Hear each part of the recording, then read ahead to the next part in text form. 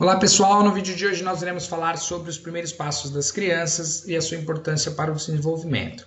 A aquisição do andar independente, não é somente uma conquista das crianças, mas também dos pais, uma vez que se entende que a conquista desse importante marco motor desencadeia o aprendizado de habilidades, o domínio de competências, não só físicas e motoras, mas também cognitivas, afetivas e sociais. Por outro lado, também se observa uma angústia, principalmente nos pais, no que se refere à autonomia das crianças na exploração dos ambientes e materiais, expondo-se assim também a maiores riscos.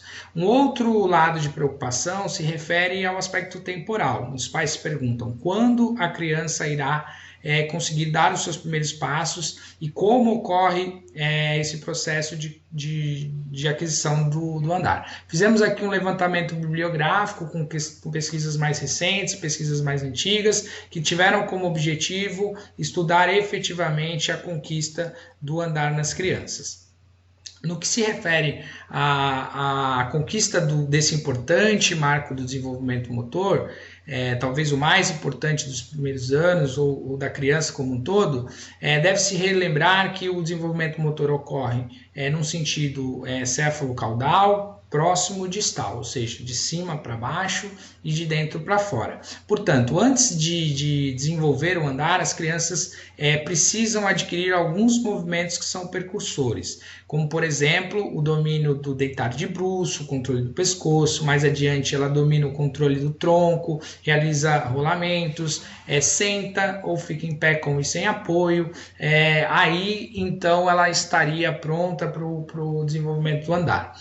Entretanto, existe uma variabilidade nesses movimentos, não tendo uma sequência fixa, né? Algumas crianças podem adquirir o andar sem mesmo terem engatinhados, enquanto outras vão engatinhar por mais ou menos tempo até conseguir realizar esses movimentos. No que se refere ao aspecto temporal, as crianças vão adquirir em média aos 12 meses, então entre 9 e 18 meses, e essa janela de variabilidade temporal se refere a um fenômeno que é complexo, influenciado por inúmeros fatores. Por exemplo, há 100 anos aproximadamente, essa expectativa era de aproximadamente 14 meses, né? Então a gente tem aí uma redução. E ainda nos dias de hoje pode-se observar algumas culturas onde as crianças apresentam ali, como na África, em Uganda, um mês antes dessa janela de surgimento do andar. Então isso estaria relacionado com as diferentes condutas e cuidados dos pais com as crianças. No que se refere aos estudos, nós, quando olhamos para os estudos mais antigos e os estudos mais recentes, há muita diferença no que se refere à tecnologia utilizada. Então, nos primeiros estudos, utilizava-se a marcação das pegadas para inferir ali o comprimento das passadas, né, a amplitude, a largura, e aí inferir uma determinada instabilidade. Atualmente, recursos como plataformas de força, sensores de movimento, permitem uma informação muito mais fidedigna, né? E, entretanto, os achados dos estudos, tanto mais antigos quanto recentes, são muito semelhantes no que se refere ao comportamento. Então, observa-se que nos primeiros passos, a criança apresenta um comportamento de passos curtos, instáveis, com as pernas mais afastadas, dedos apontados para fora e uma grande variabilidade nessas passadas. E ao longo da prática e o ganho de experiência, nós observamos que há uma redução desse afastamento de pernas, um aumento no comprimento e amplitude dessas passadas, uma diminuição do tempo que a criança passa em duplo apoio, ou seja, apoiada sobre os dois pés, e um aumento das oscilações de tronco. Esse aumento de oscilações de tronco, que aparentemente pode ser visto como algo negativo, na verdade é em virtude desse menor tempo que ela passa agora sobre os dois pés. Então ela passa a desequilibrar o corpo na tentativa de andar, uma vez que o andar implica em desequilíbrios frente a ações gravitacionais, e essa oscilação de tronco mostra também que ela busca ali fazer compensações para manter o equilíbrio, ou seja, ela tem um ganho de consistência na amplitude da passada, mas também ganha-se em adaptações e flexibilidades no controle do equilíbrio. né? Então, o andar se dá de forma progressiva aí por meio das suas experiências. Entretanto, muitos dos estudos, em especial aquelas sequências, né, de normas e movimentos que devem ser anteriores ao andar, foram concebidos numa perspectiva mais maturacional.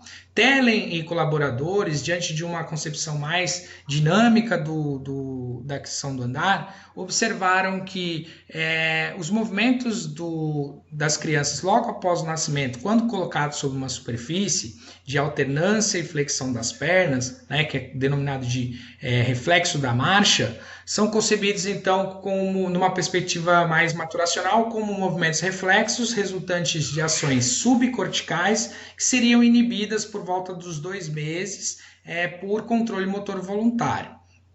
Entretanto, Thelen e outros estudiosos observaram que esse mesmo movimento, no que se refere à angulação, aos músculos envolvidos, também era observado quando a criança era deitada de barriga para cima, que foi denominado de chute supinado.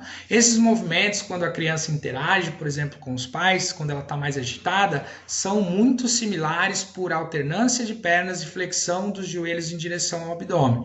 Esses movimentos, então, são caracterizados como muito, muito similares. Isso levou a pesquisadora a desconfiar que essa inibição do reflexo não seria somente resultante desse processo maturacional, uma vez que crianças que tinham o peso mais elevado tinham inibição desse reflexo precoce, levando ela a acreditar que essa inibição também estaria relacionada com um ganho de peso, em especial nos primeiros 2 meses da criança, que é muito caracterizado pelo ganho de gordura corporal e uma incapacidade de força de sustentação do corpo.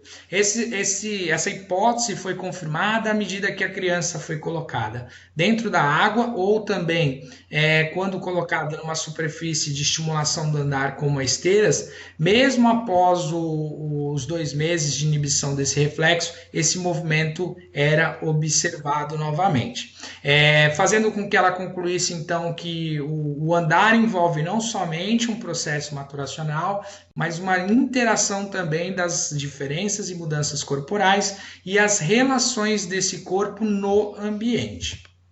De forma geral, muitos estudos então apontam o andar de forma não linear, ou seja, como um fenômeno que ocorre de forma muito variável, mas é possível concluir que crianças saudáveis elas vão andar entre 9 e 18 meses. Essa sequência de movimentos percursores ela é muito variável, então não necessariamente uma criança vai passar por todos aqueles processos descritos de sentar, engatinhar, ficar em pé com apoio, ela pode pular algumas etapas ou inverter algumas dessas etapas, e que o andar é influenciado por questões maturacionais, questões de prontidão para aprendizagem, mas também é uma habilidade aprendida. Uma outra conclusão é que a força de sustentação do corpo é também importante para a manutenção de 50% do padrão do andar, que é esse movimento alternado de pernas. Isso poderia ser então entendido como uma importante estimulação aos bebês, mantê-los em posição vertical, ainda que seja durante as interações sociais e por alguns pequenos momentos, para que gerasse também um fortalecimento dos membros inferiores, que desenvolveria não só a capacidade de sustentar o corpo, mas também a plasticidade neural, que a criança também fosse evitada a ser restringida de movimentos. Então, em algumas culturas, a criança tende a ser muitas vezes inibida dos movimentos corporais, então essa restrição seria prejudicial a essa aquisição.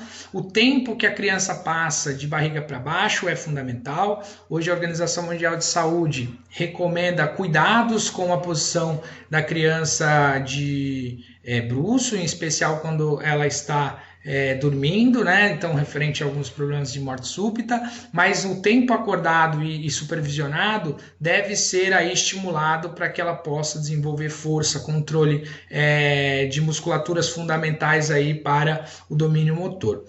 De acordo com a Organização Mundial de Saúde, no primeiro ano de vida as crianças devem ficar por pelo menos 30 minutos no dia, ainda que esses momentos sejam somados ao longo das 24 horas.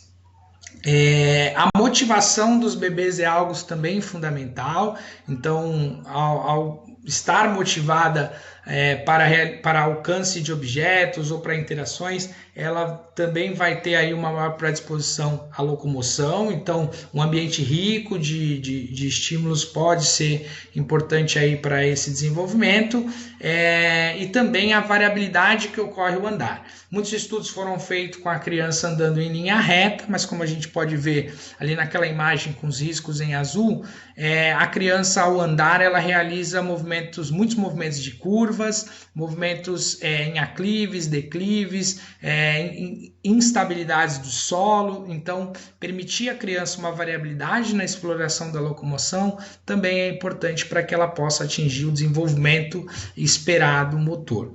Tá? Então, de uma forma geral, o andar ele pode ser aí compreendido como algo a ser desenvolvido de forma quase que orgânica e natural, mas também que pode ter alguns estímulos importantes para essa aquisição.